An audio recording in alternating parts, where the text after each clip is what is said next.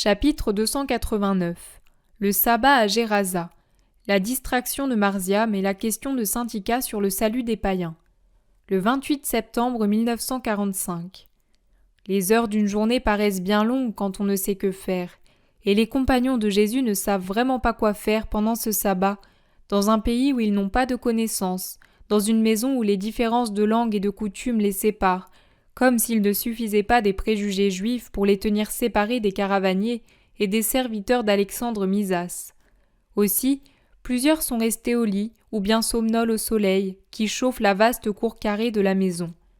C'est une cour vraiment faite pour accueillir des caravanes, avec des bassins et des anneaux fixés au mur ou aux colonnes d'un portique rustique qui s'étend le long des 4 côtés, et des écuries nombreuses avec des greniers à foin ou à paille sur 3 côtés. Les femmes se sont retirées dans leurs pièces, je n'en vois aucune. Marziam trouve quelques distractions dans la cour fermée. Il s'intéresse au travail des palefreniers, qui étrillent les mulets, changent les litières, regardent les sabots, réajustent les fers qui ne tiennent plus, ou bien, et c'est pour lui d'autant plus instructif que c'est nouveau, il observe avec enchantement la façon dont les chameliers s'y prennent avec les chameaux pour préparer dès ce jour la charge de chaque animal en la proportionnant à la bête, en l'équilibrant, et comment ils font s'agenouiller et se lever l'animal pour pouvoir le charger et le décharger, en le récompensant ensuite par une poignée de légumes secs qui me paraissent être des fèves, et en finissant par une distribution de baies de caroubier que les hommes aussi mâchonnent avec plaisir. Marziam est vraiment subjugué, et il regarde autour de lui pour trouver quelqu'un qui partage son étonnement. Mais il est déçu parce que les adultes ne s'intéressent pas aux chameaux. Soit ils discutent, soit ils somnolent. Il va trouver Pierre qui dort comme un bienheureux, la tête appuyée sur du foin moelleux, et il le secoue par la manche. Pierre ouvre l'œil à demi et demande « Qu'est-ce qu'il y a ? Qui me veut ?»« C'est moi. Viens voir les chameaux. »« Laisse-moi dormir, j'en ai vu tellement, de vilaines bêtes. » L'enfant va voir Matthieu qui fait les comptes de la caisse, car dans ce voyage, c'est lui le trésorier. « J'ai été auprès des chameaux, tu sais. Ils mangent comme des brebis, tu sais. Et ils s'agenouillent comme des hommes, et ils ressemblent à des barques avec leurs mouvements de roulis quand ils marchent. Tu les as vus ?» Matthieu, qui ne sait plus où il en est dans ses comptes par suite de l'interruption, répond sèchement « Oui », et il retourne à son argent. Autre déception. Marziam regarde autour de lui. Voilà Simon le Zélote et Jude qui parlent. « Comme ils sont beaux les chameaux, et bons ! On les a chargés et déchargés, et ils se sont mis par terre pour que l'homme ne se fatigue pas. Puis ils ont mangé les caroubes. Les hommes aussi en ont mangé. Cela me plairait, mais je ne sais pas me faire comprendre. Viens, toi !» Et il prend Simon par la main. Ce dernier, absorbé par une paisible discussion avec Jude, répond distraitement « Oui, mon chéri, va et fais attention à ne pas te faire mal. » Marziam le regarde d'un air étonné. Simon ne lui a pas répondu sur le ton habituel. Il va presque pleurer. Découragé, il s'éloigne et va s'appuyer à une colonne. Jésus sort d'une pièce et le voit seul en train de bouder. Il va trouver l'enfant et lui pose une main sur la tête. « Que fais-tu tout seul, l'air triste ?»« Personne ne m'écoute. »« Que voulais-tu dire aux autres ?»« Rien, je parlais des chameaux. Ils sont beaux, ils me plaisent. Là-haut, on doit avoir l'impression d'être dans une barque, et ils mangent des caroubes, même les hommes. »« Et tu as envie d'y monter et de manger des caroubes. Viens, allons voir les chameaux. » Jésus prend l'enfant tout rasséréné par la main et se dirige au fond de la cour. Il s'avance tout droit vers un chamelier et le salue d'un sourire. Celui-ci s'incline et continue à surveiller son animal auquel il ajuste le fronton et règle la bride. « Homme, tu me comprends ?»« Oui, Seigneur, je vous connais depuis 20 ans. » Cet enfant a un grand désir, monter à chameau, et un petit, manger une caroube. Jésus sourit encore plus vivement. « Ton fils ? » ?»« Je n'ai pas de fils, je n'ai pas d'épouse. »« Toi, si beau et si fort, pas trouvé de femme ? » ?»« Je n'en ai pas cherché. »« Tu ne sens pas désir de femme ? » ?»« Non, jamais. » L'homme le regarde d'un air abasourdi, puis il dit « Moi, 9 enfants à Esquilo. J'y vais un enfant, toujours. Tu les aimes bien, tes enfants ?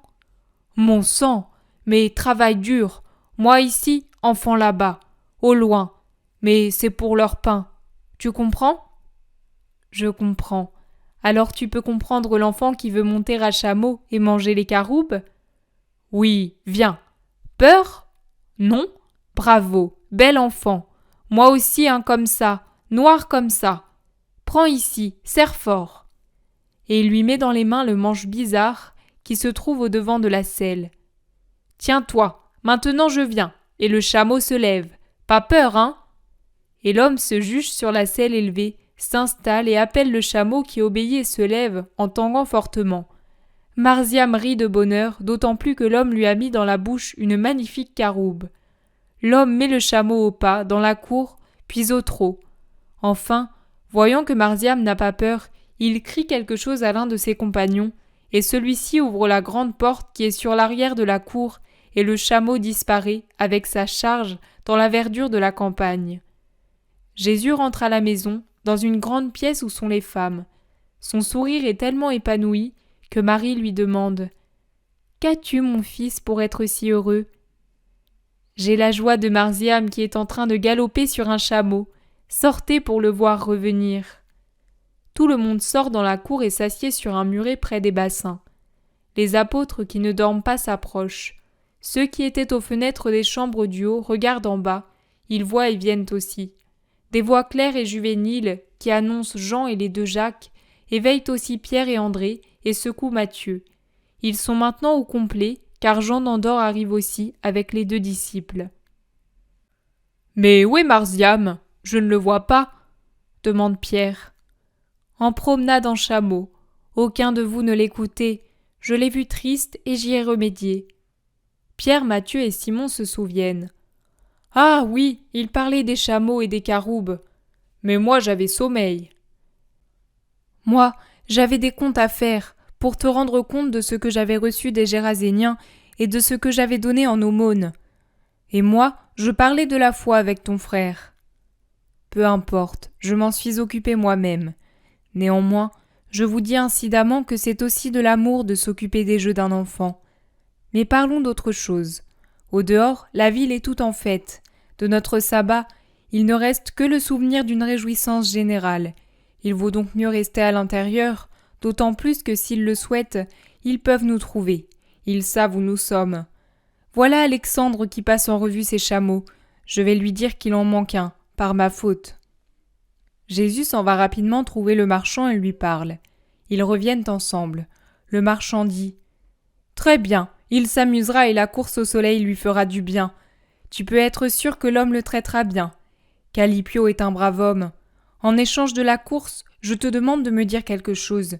Cette nuit, je pensais à tes paroles, à celles entendues à Ramoth entre toi et la femme, à celles d'hier. Hier, j'avais l'impression de grimper sur une montagne élevée, comme celle des terres que j'habite qui ont réellement leur sommet dans les nuages. Tu m'emmenais haut, très haut. Il me semblait que j'étais pris par un aigle, un de ceux de notre plus grande montagne, la première sortie du déluge. Je voyais des choses nouvelles, jamais imaginées. Tout n'était qu'une lumière. Et je les comprenais. Ensuite, elles se sont brouillées. Parle encore. Que dois-je dire ? Mais je ne sais pas, tout était beau. Tu disais qu'on se retrouverait au ciel. J'ai compris qu'on s'y aimerait différemment, mais également. Par exemple, nous n'aurons plus les soucis de maintenant, et pourtant, nous serons tous pour un et un pour tous, comme si nous formions une seule famille. Je m'exprime mal ?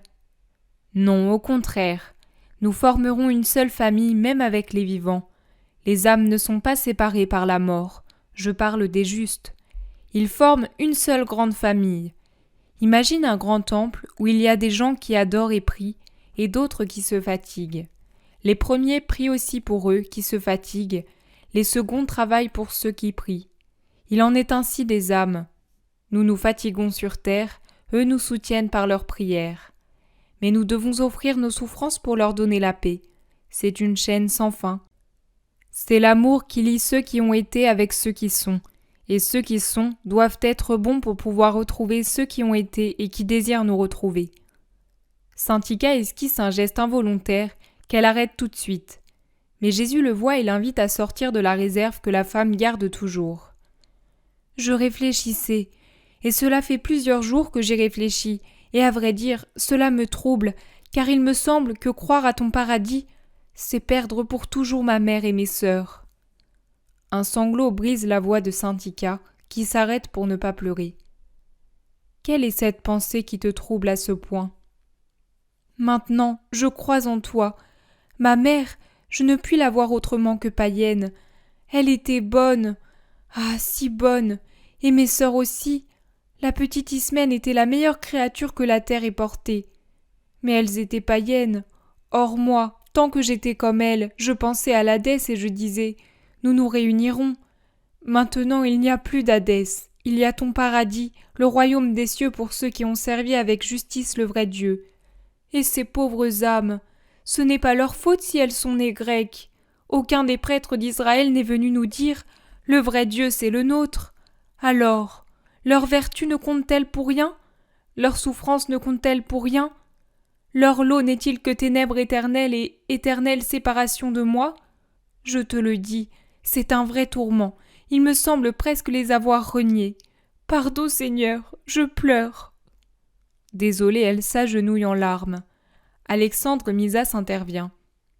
Voilà, je me demandais moi aussi si en devenant injuste, je retrouverais jamais mon père, ma mère, mes frères, mes amis.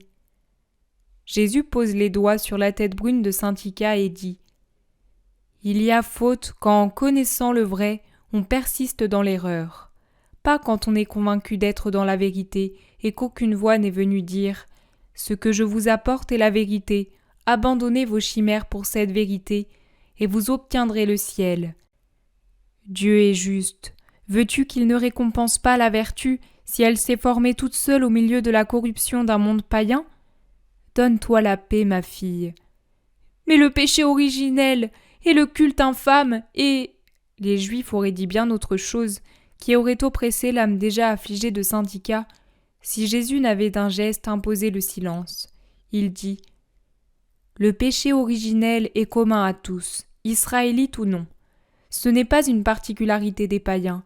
Le culte païen sera coupable à partir du moment où la loi du Christ sera diffusée dans le monde. La vertu sera toujours vertu aux yeux de Dieu, et par mon union avec le Père, je dis, et je dis en son nom, en traduisant par des paroles sa pensée très sainte, que les voies du pouvoir miséricordieux de Dieu sont nombreuses et tendent toutes à réjouir les vertueux. J'ajoute que les barrières d'une âme à une autre âme seront levées et que la paix existera pour ceux qui méritent la paix. Mais non seulement cela, je dis qu'à l'avenir, ceux qui, convaincus d'être dans la vérité, suivront la religion de leur Père avec justice et sainteté, ne seront pas mal vus par Dieu ni punis par lui. C'est la malice, la mauvaise volonté, le refus délibéré de la vérité connue et surtout la volonté d'attaquer la vérité révélée et de la combattre. C'est la vie vicieuse qui sépareront réellement les âmes des justes de celles des pécheurs pour toujours. Relève ton esprit abattu, Saint-Ika.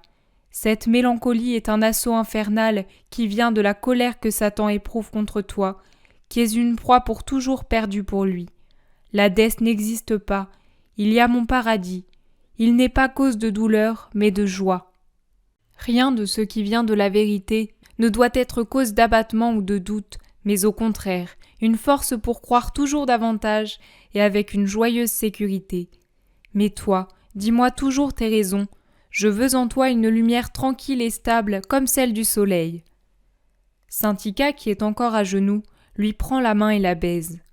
Le crrr du chamelier fait comprendre que le chameau va rentrer au pas, sans faire de bruit, sur l'herbe drue qui est au-delà du portail arrière, qu'un serviteur ouvre aussitôt. Et Marziam revient, heureux, tout rouge après cette course, un tout petit bonhomme hissé en haut de la croupe du chameau et qui rit en agitant les bras, pendant que le chameau s'agenouille et qui glisse en bas de la selle bizarre en embrassant le brun chamelier. Puis il court vers Jésus en s'écriant « Que c'est beau!